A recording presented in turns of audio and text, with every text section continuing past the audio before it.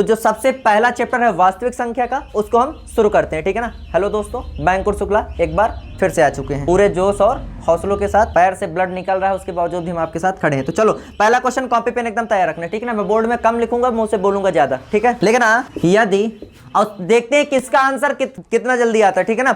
इसमें कोई आंसर मेरे पास नहीं है, मैं आपके सामने सॉल्व करके आपको आंसर बताऊंगा, लेकिन देखते हैं कि आप लोग कितना जल्दी लगा रहे हो कि नहीं लगा रहे हो।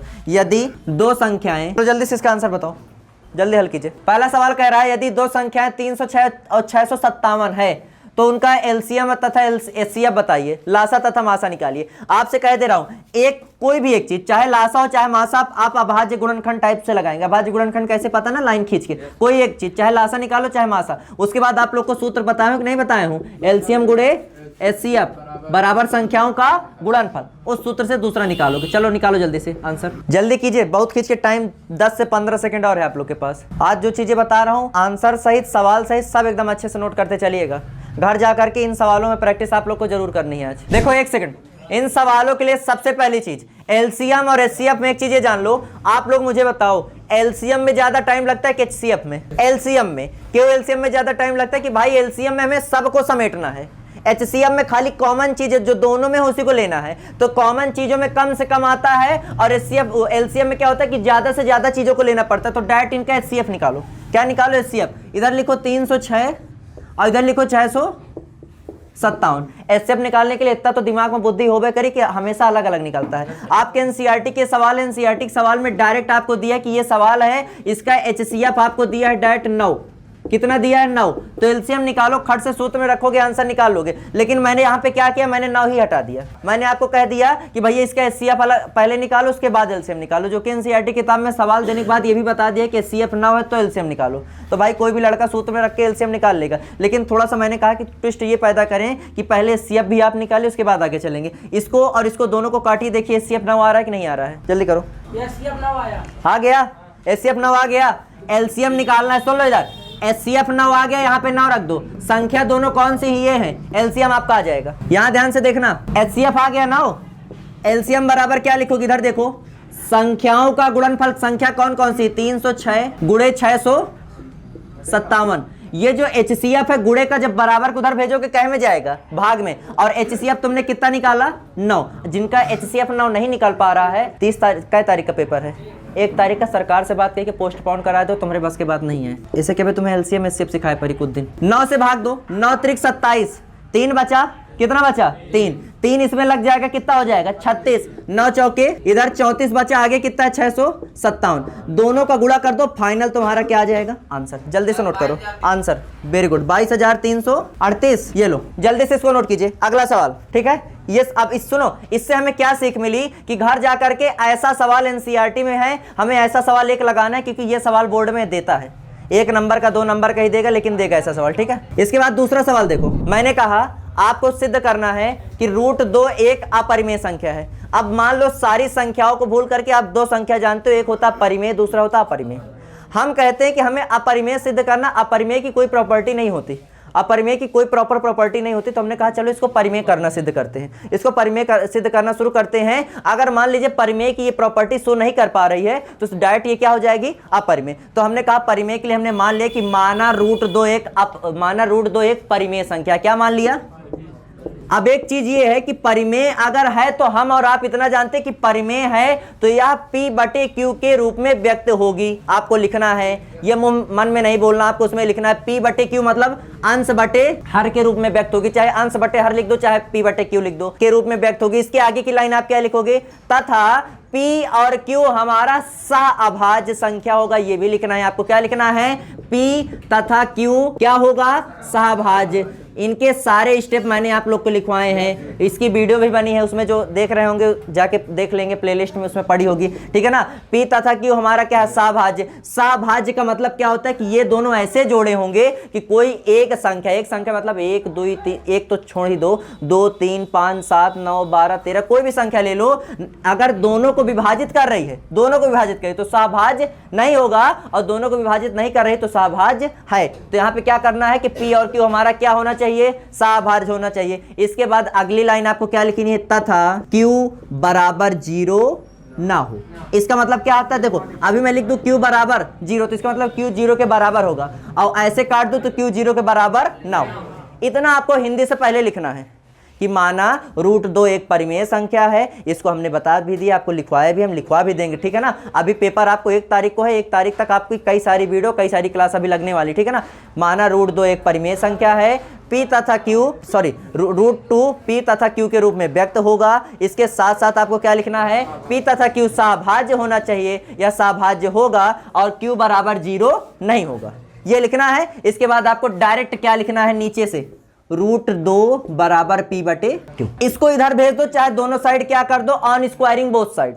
स्क्वायरिंग का मतलब समझ रहे हो ना, स्क्वायरिंग का मतलब क्या होता है, वर्ग। तो इधर वर्ग करोगे कितना आ जाएगा, 2, इधर वर्ग p स्क्वायर, नीचे क्या हो जाएगा q स्क्वायर। थोड़ा सा बताऊंगा बस आज, थोड़ा सा, बाकी घर में जाकर के आज इसकी प्रैक्टिस करना।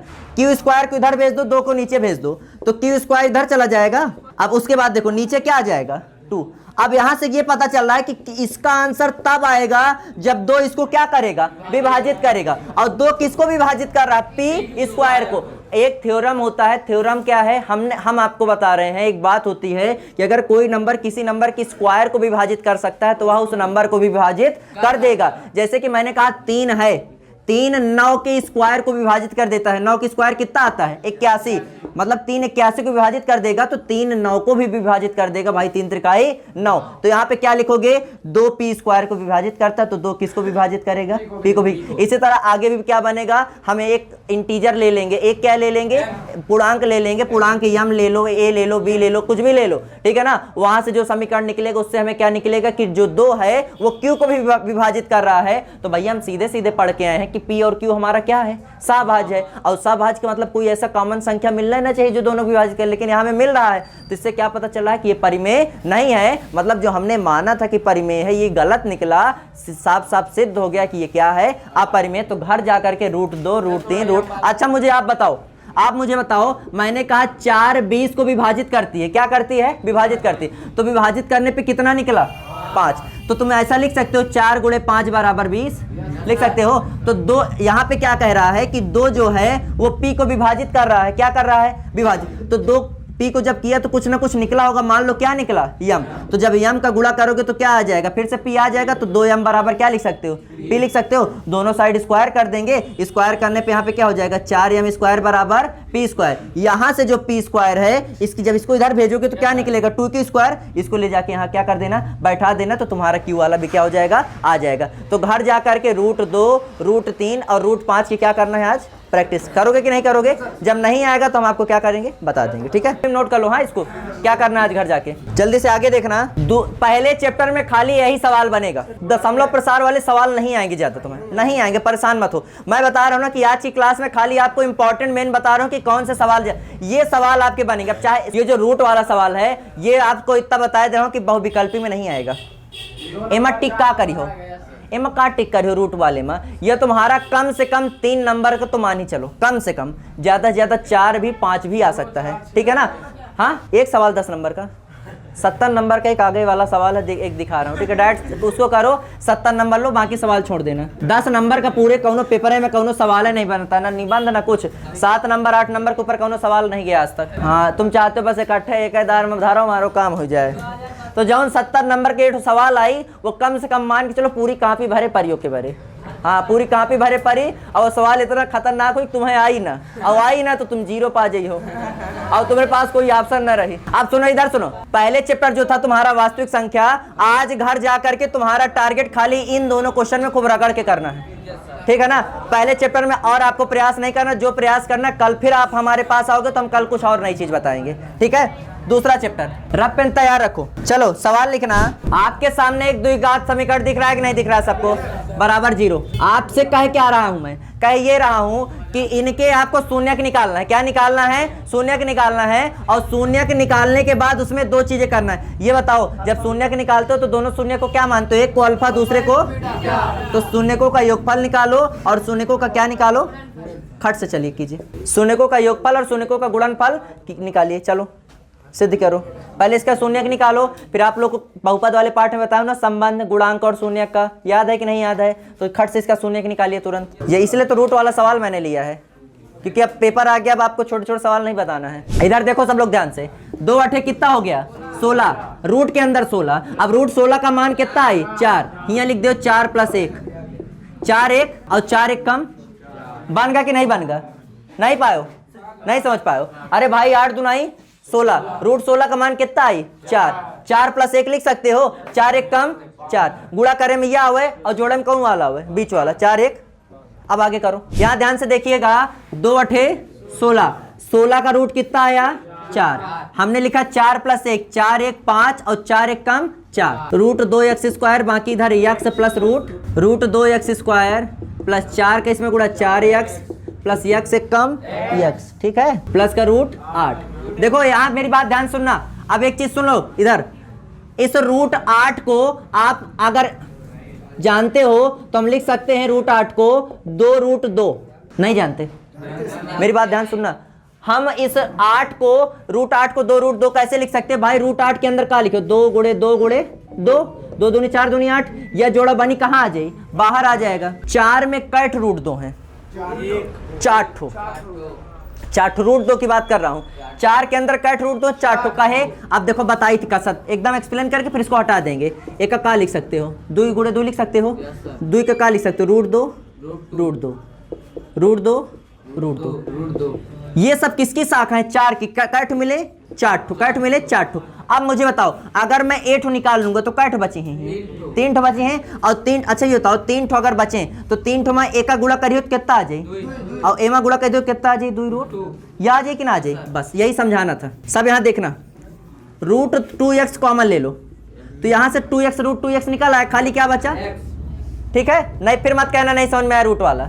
इसमें से जैसे रूट 2 निकाले, मैंने वही समझाना कि 3 ठो बचे, 3 ठो कसरत लिखा जाए 2√2, यक्सो निकल आओ, अब कुछ यक्सो नहीं बचा, ए पर से का कॉमन ले कुछ नहीं, खाली 1, तो यक्स और प्लस 8 का तुम अभी का लिखे रहे हो 2√, लिखे थे कि नहीं लिखे थे? ये दोनों सेम है, एक कोष्टक में लिख दो, बचा क्या प्लस का 1, ये तुम्हारे सुनो भैया बराबर 0। अब तुम इसको बराबर को उधर रखोगे, यक्स बराबर माइनस का 2√2, ये तुम्हारा अल्फा हो गया, और इसको बराबर भेजोगे यक्स बराबर -1/√2, ये तुम्हारा बीटा, अल्फा प्लस बीटा मैंने निकाल दिया। अब इसके आगे का प्रोसेस आप लोग कर सकते हो, ठीक है ना, अल्फा प्लस बीटा, यस खूब अच्छे से समझाओ, यही जल्दी से नोट कर लो, स्क्रीनशॉट भी ले लो आप लोग भी। बहुपद में मैं आपसे फिर बता दे रहा हूं, बहुपद में और सवाल आपके नहीं है, खाली सवाल आपका यही बनता है, और बाकी आप लोग को क्या दे देगा, शून्यकों का जो जैसे आप लोगों ने निकाले हो ना योगफल, आपको दे दिया कि शून्यकों का योग 1/4 है, गुणनफल 1 है, इससे द्विघात समीकरण बनाओ।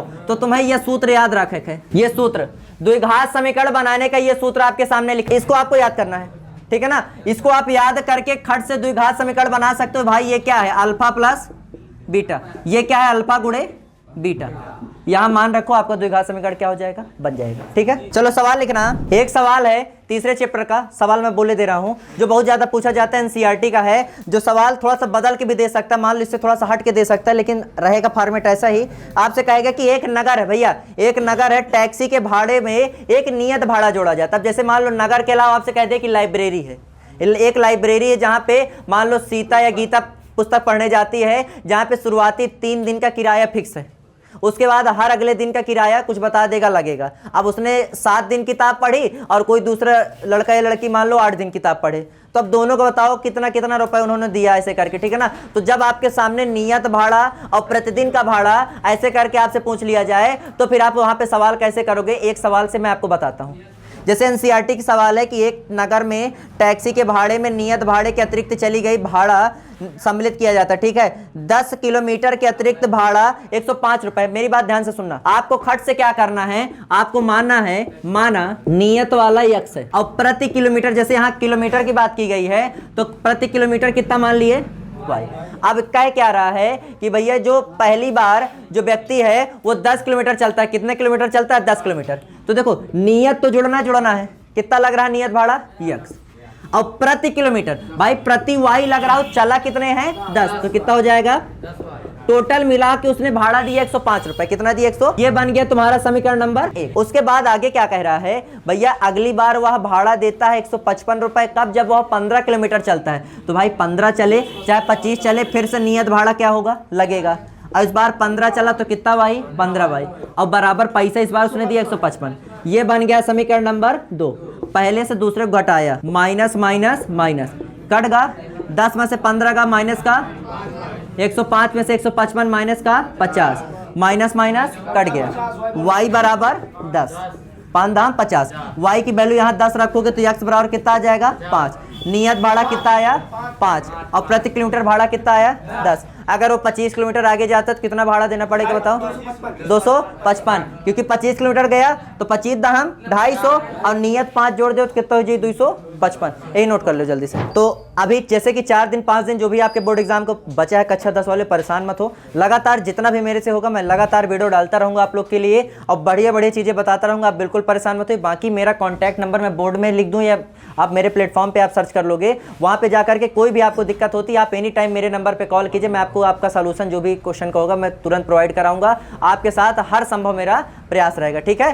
तो चलिए मिलते हैं अगले वीडियो में, तब तक के लिए जय हिंद, जय Bharat, thank you, have a nice day.